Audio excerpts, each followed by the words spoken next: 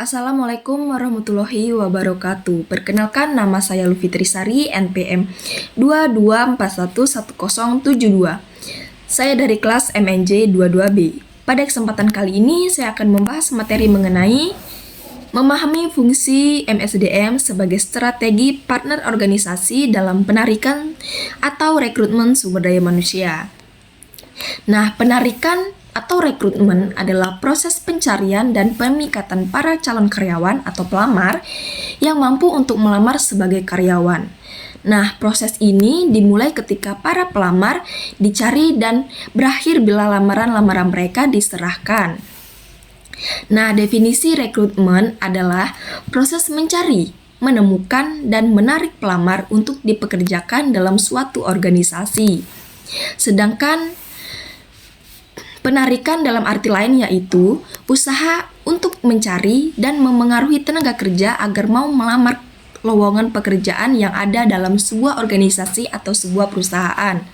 Nah, dapat disimpulkan bahwa penarikan atau rekrutmen tenaga kerja merupakan proses mendapatkan sejumlah calon tenaga kerja yang berkualitas untuk jabatan atau pekerjaan utama di lingkungan sebuah organisasi atau perusahaan. Nah, penarikan atau rekrutmen merupakan langkah pertama dalam rangka menerima seseorang dalam suatu lembaga atau organisasi. Aktivitas penarikan dimulai pada saat calon mulai dicari dan berakhir pada saat lamaran mereka diserahkan. Pasar tenaga kerja, tingkat pengangguran, pertumbuhan ekonomi, hukum perburuhan. Mengadakan tenaga kerja tertentu walaupun sudah dipertimbangkan sebenarnya lingkungan ekonomi dapat berubah secara cepat sesuai dengan rencana yang disetujui. Nah, persyaratan jabatan. Setiap jabatan adalah salah satu kendala penarikan. Misalnya untuk menarik tenaga kerja terampil tertentu lebih sulit daripada tenaga kerja tidak terampil. Nah, untuk itu, Departemen Personalia perlu mempelajari permintaan jabatan dari informasi analisis jabatan dan komentar para manajer. Nah, pengetahuan akan persyaratan jabatan memungkinkan bagian personalia untuk memilih cara terbaik untuk program-program batas-batasan yang ada. Nah, pelaksanaan penarikan, keberhasilan penarikan di masa lalu akan membentuk kebiasaan-kebiasaan itu. Memang untuk tahap ini dapat menghilangkan keputusan-keputusan yang memakan waktu. Akan tetapi, dapat meneruskan kesalahan-kesalahan selama ini dan memudahkan alternatif yang lebih efektif.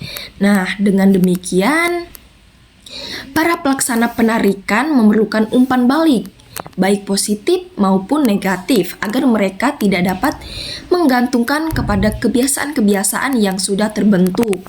Nah, jadi teknik-teknik rekrutmen baik di sektor publik maupun swasta dapat dilakukan melalui asas disentralisasikan atau disentralisasikan tergantung keadaan atau besarnya organisasi, kebutuhan, dan jumlah calon pekerja yang hendak direkrut. Nah, yang pertama, centralized recruitment atau rekrutmen yang disentraliskan. Jika instansi tersebut mempunyai beberapa ribuan pekerja dan jika departemen-departemen yang berbeda merekrut sejumlah besar pekerjaan, juru ketika atau teknik bagi tipe kedudukan yang sama, rekrutmen yang disentralisasikan akan lebih sering dipakai karena lebih efektif biaya.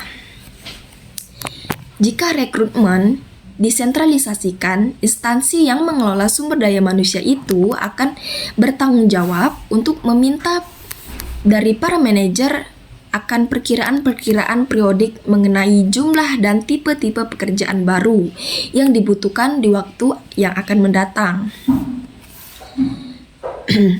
Jenis pekerjaan, klasifikasi dan besaran gaji, lokasi, tugas, unit, geografi, dan organisasi, gambaran dari kewajiban-kewajiban kerja, kualifikasi minimal, tanggal mulai kerja, prosedur-prosedur pelamar, tanggal penutup. Nah, yang kedua, desentralisasi rekrutmen. atau teknik rekrutmen yang didesentralisasikan. Rekrutmen yang didesentralisasikan terjadi di instansi-instansi yang relatif kecil. Nah, kebutuhan-kebutuhan rekrutmen terbatas dan dalam mana setiap instalasi mempelajari berbagai tipe pekerjaan. Nah, rekrutmen dengan cara ini selalu dipakai untuk posisi-posisi khas profesional, ilmiah, atau administratif bagi suatu instansi tertentu. Nah, selama ini masa resensi di masa permintaan akan pekerjaan-pekerjaan pemerintah meningkat tetapi lowongannya terbatas. Maka penggunaan rekrutmen dengan cara ini lebih efektif. Nah, mungkin itu saja yang bisa saya sampaikan. Kurang lebihnya saya minta maaf. Terima kasih.